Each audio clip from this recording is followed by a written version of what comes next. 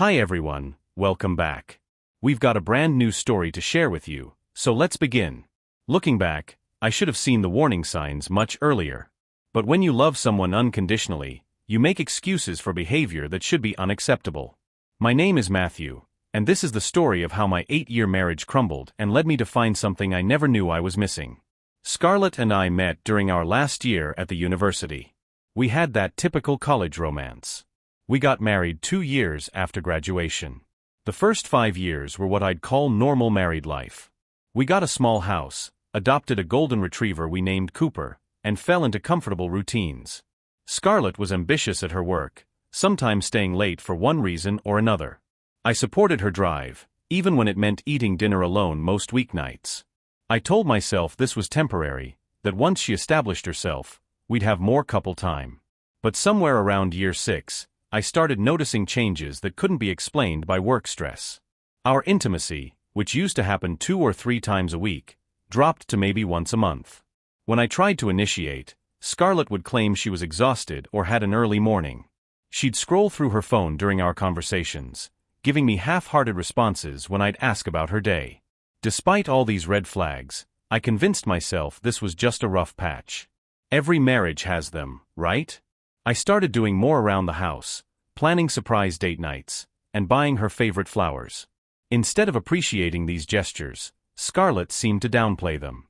She'd make comments like, "You don't need to try so hard," or "What do you want this time?"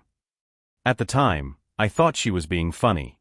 Now I realize she was taking my devotion for granted. The real warning bells started when, during arguments, Scarlet began making offhand comments about feeling stuck in a routine, and how she was missing out on experiences.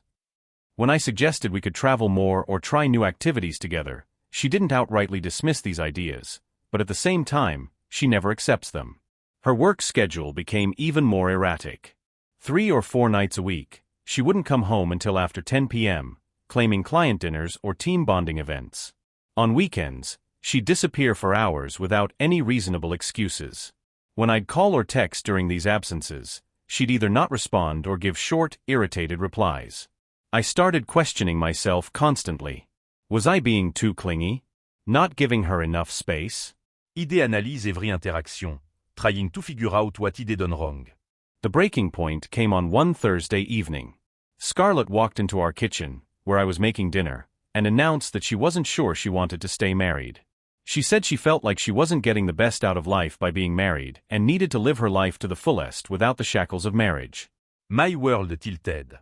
Instead of questioning her line of thought, I asked what I could do to make her happier in our marriage. I was in love with this woman. That response probably sealed my fate. Scarlet saw my desperation and began treating our relationship like a negotiation where she held all the cards. She started coming home even later, sometimes not until 1 or 2 in the morning. When I expressed concern, she'd remind me that she wanted a divorce. The emotional distance became a physical one too. Still, I couldn't bring myself to give up. I suggested marriage counseling, romantic getaways, and even taking a break from work to focus on us.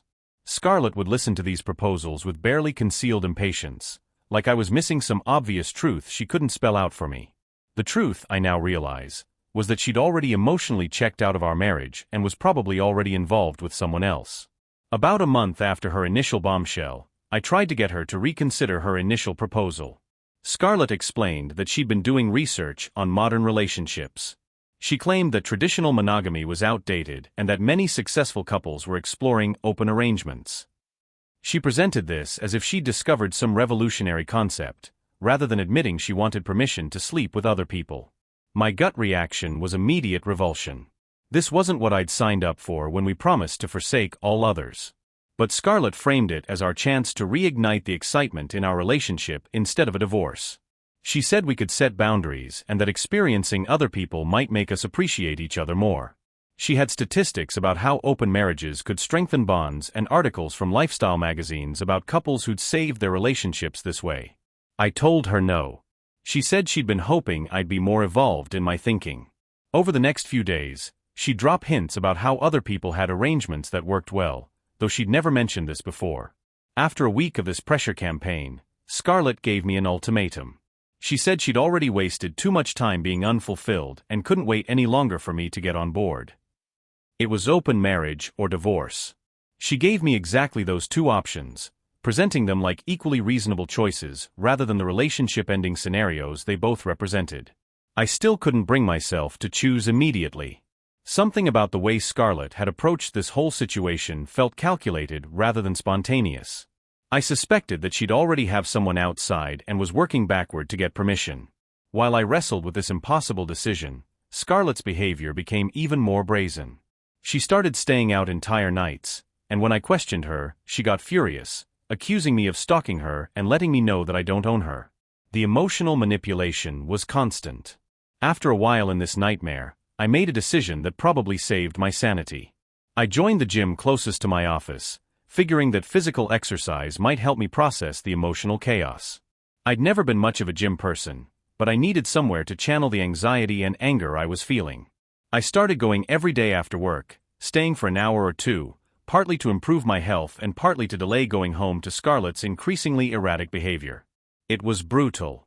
I was out of shape, self-conscious, and still mentally spinning about my marriage situation.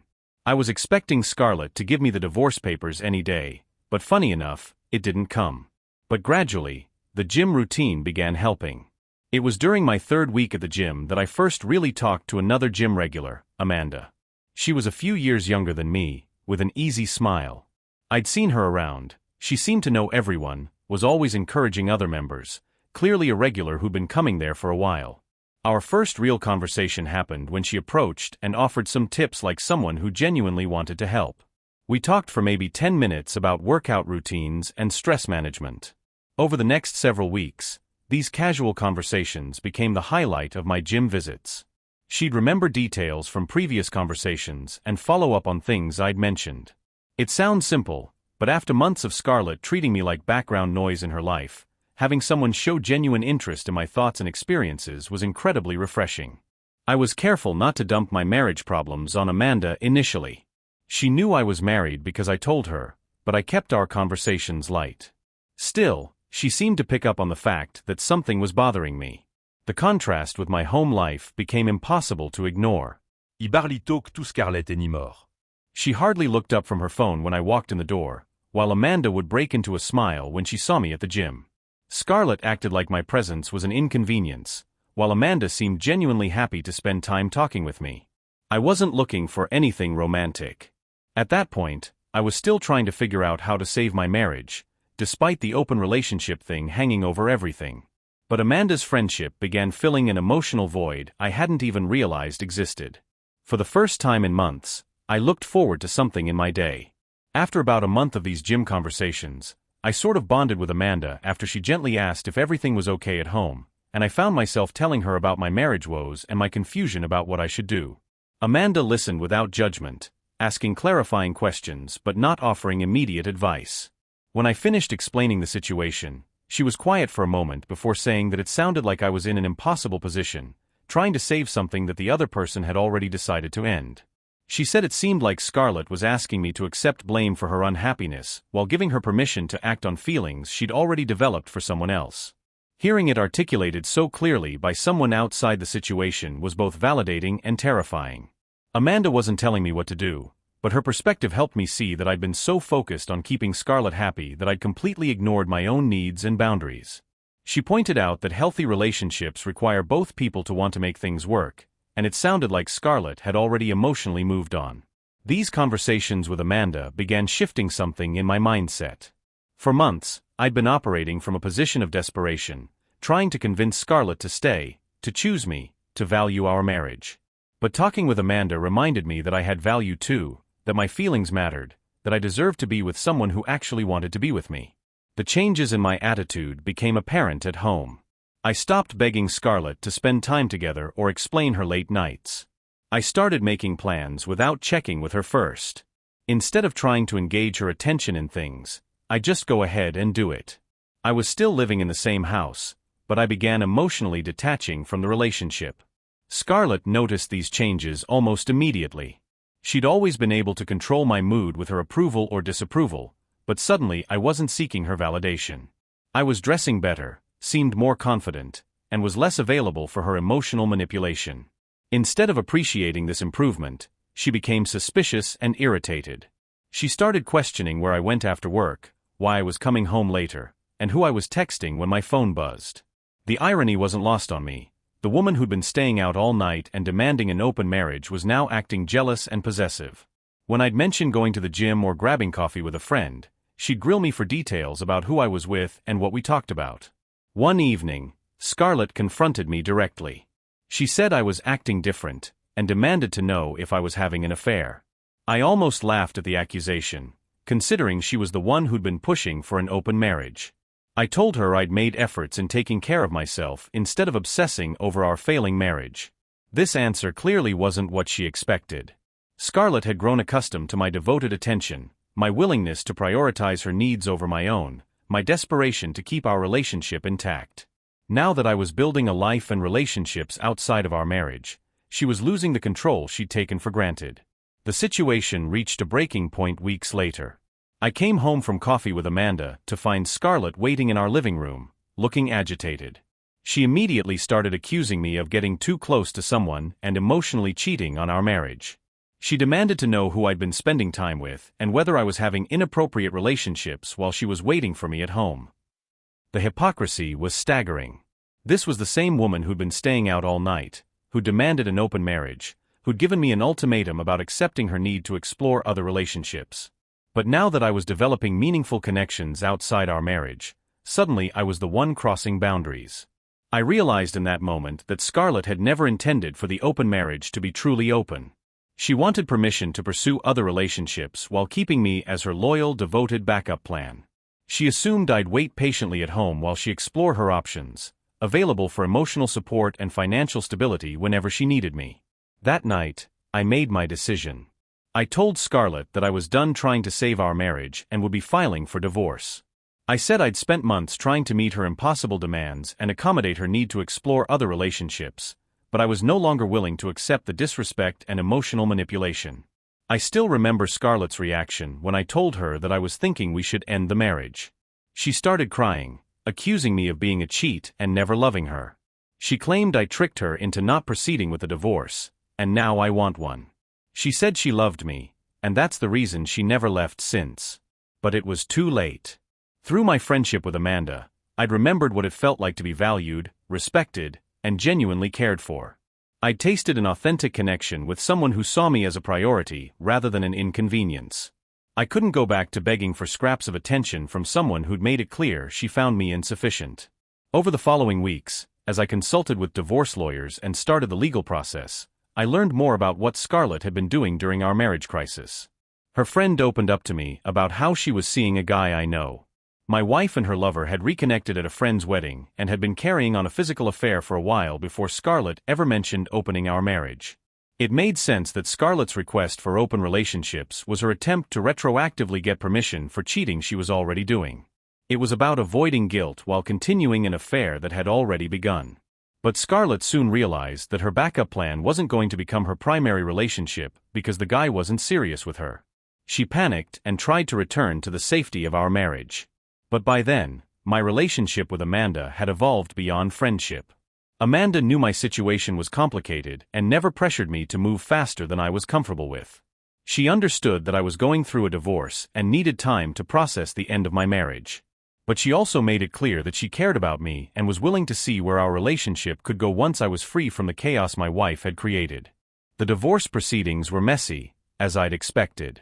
Scarlet contested everything, despite having been the one to threaten divorce first.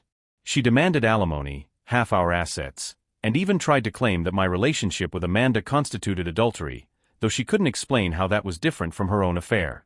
Her lawyers tried to paint me as an unfaithful husband who'd abandoned his marriage for another woman. But the timeline didn't support their narrative. I had months of documentation showing how I have been unhappy for years. My relationship with Amanda had developed after Scarlet had already declared our marriage over and demanded permission to see other people. The most difficult part of the divorce wasn't the legal battles or financial negotiations. It was watching Scarlet's growing bitterness and desperation. She'd alternate between making me feel guilty and attacking me for throwing away our marriage for some gym bunny. She'd even contact my family to try to get them to convince me to come back. But I'd made my choice. I'd spent years accepting less than I deserved, making excuses for someone who didn't value what we had together. Scarlet's actions hadn't created problems in our marriage, they'd revealed problems that had been building for years. Her affair and demand for an open relationship weren't the cause of our divorce, they were symptoms of deeper issues that we'd never properly addressed. The divorce was finalized almost a full year after it began. The financial settlement was fair, we split our assets, Scarlet got alimony for 3 years to help her establish financial independence, and we agreed to sell the house and divide the proceeds. Through it all, Amanda remained patient and supportive without trying to insert herself into the legal drama. She understood that ending a marriage, even a failed one, requires time to grieve and process. She gave me space when I needed it and companionship when I was ready for it. I'm not saying my marriage to Scarlet was doomed from the start, but I now understand that it became unsustainable the moment one person decided their individual desires mattered more than our partnership. Scarlet's demand for an open marriage wasn't about improving our relationship, it was about avoiding responsibility for her choices while maintaining the security our marriage provided. Looking back, I wish I'd recognized earlier that unconditional love doesn't mean accepting unlimited disrespect. I wish I'd understood that trying harder to please someone who doesn't value your efforts is like pouring water into a bucket with holes in the bottom. You'll exhaust yourself without ever filling it up. The biggest lesson I've learned is that healthy relationships require 2 people who both choose, every day, to prioritize their partnership. When one person checks out emotionally while demanding that the other person fight for the relationship alone, that's not a temporary rough patch, that's the end. Amanda didn't save me from my marriage, she simply reminded me what it felt like to be appreciated for who I am rather than criticized for who I'm not. The connection we built gave me the strength to choose self-respect over false hope, authentic love over comfortable familiarity. Scarlet texts me occasionally. She still seems to believe that our divorce was an impulsive mistake rather than the inevitable result of her choices. She's never taken responsibility for the affairs, the ultimatums, or the emotional manipulation that characterized our final years together. I don't respond to these messages, not out of anger, but because I've moved forward. I'm with someone who values honesty over manipulation, who sees our relationship as something to nurture rather than something to leverage. I'm building a life based on mutual respect rather than desperate attempts to earn someone's affection. Sometimes I wonder what would have happened if I'd stood up to Scarlet earlier, if I demanded respect instead of accepting her threats and ultimatums. Maybe we could have worked through our problems if I'd shown more backbone when she first started testing our boundaries. But honestly, I think Scarlet had already decided our marriage wasn't enough for her, and no amount of effort on my part would have changed that fundamental incompatibility. The irony is that Scarlet got exactly what she said she wanted: freedom to explore other relationships and discover what else was out there. She just assumed I'd wait patiently for her to finish exploring and come back when she was ready. She never considered that I might also discover something better, something that made me realize what I'd been missing all along. I'm grateful now for Amanda's friendship that became something more, but I'm even more grateful for what that relationship taught me about my own worth. I deserve someone who chooses me enthusiastically, not someone who treats me like a consolation prize. I deserve a partnership built on mutual commitment, not one-sided devotion to someone who's already got one foot out the door. If you're in a similar situation, dealing with ultimatums or threats or demands to accept disrespect in the name of love, please understand that real love doesn't require you to compromise your dignity. Real love doesn't demand that you accept behavior that makes you feel worthless. And real love definitely doesn't ask you to compete with other people for someone's basic commitment and respect. Take care of yourself first. Build a life you're proud of, with or without your current partner. Develop friendships and interests that fulfill you independently of your romantic relationship. And remember that staying in a marriage isn't automatically better than leaving one, especially when staying requires you to accept treatment that erodes your self-worth. I'm happier now than I've been in years, not because my life is perfect, but because I'm finally with someone who sees being with me as a privilege rather than a burden. That's what everyone deserves, and it's definitely what you deserve too.